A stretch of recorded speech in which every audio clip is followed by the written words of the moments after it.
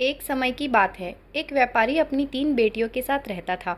व्यापारी को अपनी तीनों बेटियों से प्यार था। एक दिन उसे किसी काम से दूसरे देश जाना था। जाने से पहले व्यापारी ने अपनी तीनों बेटियों को अपने पास बुलाया और पूछा, मेरी प्यारी बच्चियों, कहो मैं परदेश से तुम तीनों के लिए क्या लाऊं।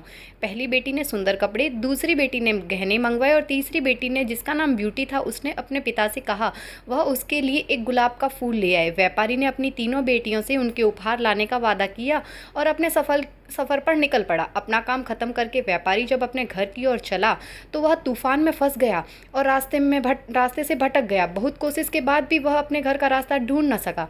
तब तक तो अंधेरा भी हो चुका था। तभी अचानक उसकी नज़र एक रोशनी पर पड़ी जो एक महल से आ रही थी। व्यापारी ने सोचा शायद उस महल में उसे रात बिताने की जगह मिल जाए, इसलिए वह उस तरफ चल पड़ा।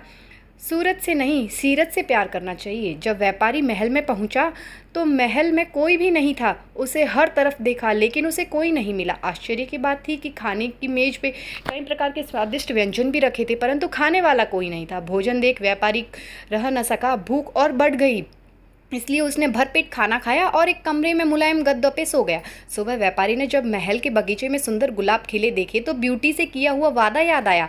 उसने एक फूल तोड़ा और घर की ओर जाने लगा। तभी वहां से एक भयानक जीव प्रकट हुआ और बोला, मैंने तुम्हें अपना भोजन खाने दिया, अपने मुलायम गद्दों पर सोने दिया और तुम मेरे ही बगीचे से गुलाब तोड़ रहे हो। तुम्हें इसकी सजा भुगतनी पड़ेगी। व्यापारी बहुत डर गया था। कांपते हुए बोला, मुझे माफ़ कर दो, मुझे माफ़ कर दो, मुझे मत मारो। यह गुलाब मैंने अपने लिए नहीं तोड़ा, अपनी बेटी के लिए तोड़ा था। मैंने अपनी बेटी से वादा किया था मैं उसके लिए गुलाब का फूल लाऊंगा। यह सुनते ही राक्षस ने व्यापारी से कहा कि वह एक शर्त पर उसे छोड़ेगा। उसे अपनी बेटी को महल में भेजना होगा। डरा हुआ घबराया हुआ व्यापारी अपनी बेटी को भेजने का वादा कर वहां से चला गया। घर पहुंचते ही व्यापारी ने अपनी बेटियों को सारी बात बताई और ब्यूटी से माफ़ी मांगते हुए कहा, अपनी जान बचाने के लिए मुझे उस समय कुछ समझ नहीं आया और मैं राक्षस से यह वादा कर आया। मुझे माफ़ कर दो ब्यूटी, अपने स्वार्थी पिता को माफ़ कर दो। ब्यूटी ने अपने पिता के गले लगते हुए तसल्ली दी, आप बिल्कुल परेशान न हो पिताजी, मैं आपका किया हुआ वादा जरूर निभाऊंगी। ब्यूटी जब महल में पहुंची तो घबराई हुई थी। राक्षस का भयानक चेहरा देखकर वह बहुत डर गई, लेकिन राक्षस ने उसका खुले दिल से स्वागत किया। राक्षस ने उसे रहने के लिए अपने महल का सबसे अच्छा कमरा दिया और जब ब्यूटी आग के सामने बैठकर कढ़ाई करती तब राक्षस उसके पास घंटों तक बैठा रहता, उसे निहारता रहता। धीरे धीरे दोनों को एक दूसरे का साथ अच्छा लगने लगा और वे अच्छे दोस्त बन गए। तब वह दोनों सारा दिन एक दूसरे से बातें करते और खुश रहते। राक्षस को ब्यूटी बहुत अच्छी लगती थी और वे उसे शादी करना चाहता था, लेकिन डरता था कि ब्यूटी एक राक्षस से कभी शादी नहीं करना चाहेगी। बड़ी हिम्मत जुटाकर एक दिन उसने ब्यूटी से अपने दिल की बात कहने का फैसला किया। जब वह ब्यूटी के पास पहुंचा तो उसने देखा कि ब्यूटी अपने पिता को याद करके बहुत उदास है। उसे ब्यूटी की उदासी देखी नहीं गई और उसने ब्यूटी को एक जादुई शीशा दिया जिससे वह अपने पिता को देख सके। ब्यूटी बहुत खुश हुई, लेकिन जब उसने अपने पिता को देखा तो वह बीमार थे। यह देख ब्यूटी ने राक्षस से अपने पिता से मिलने की इच्छा जताई। राक्षस ने उसे पिता से मिलने की इजाज़त दे दी और 7 दिन में वापस आने को कहा।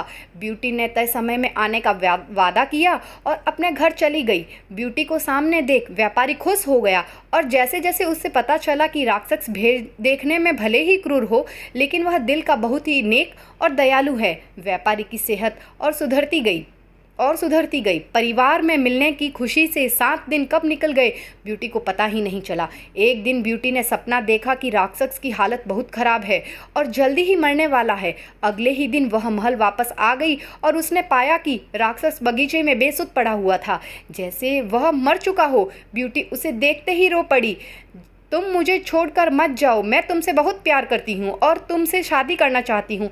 मैं अपनी सारी ज़िंदगी तुम्हारे साथ बिताना चाहती हूँ। जैसे ही ब्यूटी ने ये शब्द कहे, एक रोशनी ने राक्षस को ढक लिया और जब रोशनी गायब हुई तो भयानक और क्रूर दिखने वाला राक्षस एक खूबसूरत राजकुमार में बदल चुका था।